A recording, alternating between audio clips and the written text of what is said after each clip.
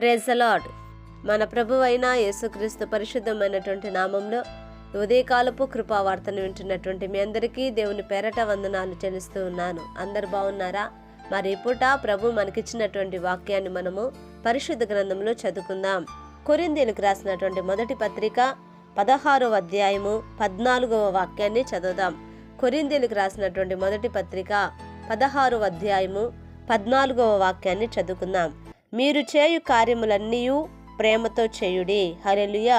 నా దేవుని బిడ్డలారా గమనించండి, ఇక్కడ మనం చదువుకున్నటువంటి ఒక వాక్య భాగాన్ని మనము ఆలోచించినప్పుడు మీరు చేయు కార్యములన్నీ ప్రేమతో చేయుడి అని ఇక్కడ రాయబడి ఉంది. నా దేవుని బిడ్డలారా, అంటే ఈ మాటని అపోస్తుడైనటువంటి పౌలు గారు కొరింథీలో ఉన్నటువంటి సంఘానికి మరి పత్రికను పంపి ఈ పత్రికలో రాసినటువంటి మాటని మనము ఇప్పుడు గమనిస్తూ ఉన్నాం. అంటే సంఘము చేసేటువంటి కార్యములు కొన్ని ఉన్నాయని ఈ యొక్క వాక్యం ద్వారా మనం తెలుసుకుంటూ ఉన్నాం. హల్లెలూయా.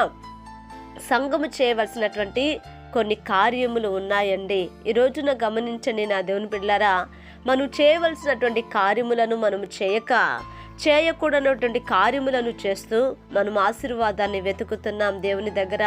అదే దేవుని వాక్యం అంటది, మీరు చేయు కార్యములన్నీ అంటే మీరు చేస్తున్నటువంటి ప్రతి కార్యము కూడా అది ప్రేమతోనే చేయాలి. కొంతమంది భక్తిని బలవంతంగా చేస్తారండి, ప్రార్థనకు బలవంతంగా వస్తారు, మందిరానికి కూడా మరి బలవంతంగా వస్తారు. కానీ నా దేవుని బిడ్డలారా, అది ఆ బలవంతపు భక్తి ఏమాత్రము వారికి ఆశీర్వాదకరముగా ఉండదు. మనం చేయవలసింది ఏదైనా దేవునికి ఇచ్చే విషయమైనా, ప్రార్థన చేసే విషయమైనా, మందిరానికి నడిపించబడే విషయమైనా, సేవకులకు ఆతిథ్యం ఇచ్చే విషయమైనా, విశ్వాసములో నిలకడగా నిలబడే విషయమైనా, నిరీక్షణతో ప్రభు కొరకు ఎదురు చూసే విషయమైనా, దేనిలో అయినా సరే మన ఆత్మీయ జీవితంలో చేస్తున్న ప్రతి ఒక్క కార్యములో అది ప్రేమతోనే చేయాలి. హల్లెలూయా. వాక్యం అంటది, ప్రేమతో మనము చేసినప్పుడు నా దేవుని బిడ్డలారా గమనించండి, ఒక మెండైన దీవెన మనము పొందుకుంటామండి. చూడండి, మనం చేస్తున్నటువంటి ఆ యొక్క ఆత్మ సంబంధమైనటువంటి కార్యములలో మరి ప్రేమ లేకుండా మనం చేస్తే, అంటే ప్రార్థనను మనం ప్రేమించకపోతే, మరి దేవుని సన్నిధిని మనం ప్రేమించి వెళ్ళకపోతే, వాక్యమును మనం ప్రేమించి వినకపోతే నా దేవుని బిడ్డలారా అది నిష్ప్రయోజనమే అండి. దాని ద్వారా మనకి ఎటువంటి ఆశీర్వాదము ఉండదు. కనుక నా దేవుని బిడ్డలారా, అదే దైవ సేవకుడు సంఘంతో చెప్తూ ఉన్నాడు, ఇదిగో మీరు ప్రేమతో మీ కార్యములన్నిటిని కూడా ప్రభునందు చేయండి. కనుక నా దేవుని బిడ్డలారా, ఈ మాటలు వింటున్నటువంటి నీవు దేవుని విషయంలో ఆత్మీయంగా నీ ప్రభు కొరకు చేస్తున్నటువంటి ప్రతి ఒక్క కార్యాన్ని ప్రేమతో చేస్తున్నావా? సనుక్కుంటూ గొనుక్కుంటూ, లేకపోతే ఇతరులను చూసుకుంటూ మెప్పు పొందటానికి, లేకపోతే ఇదిగో ముఖస్థుతి కొరకు ఏమైనా మనం జరిగిస్తున్నామా?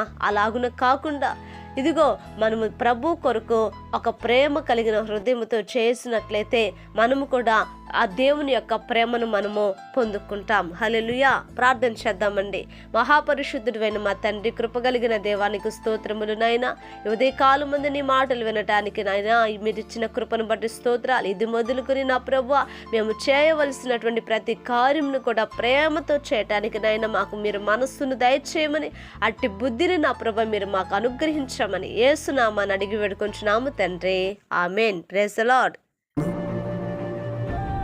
దేవుని కృప మీకు తోడై ఉండును కాక.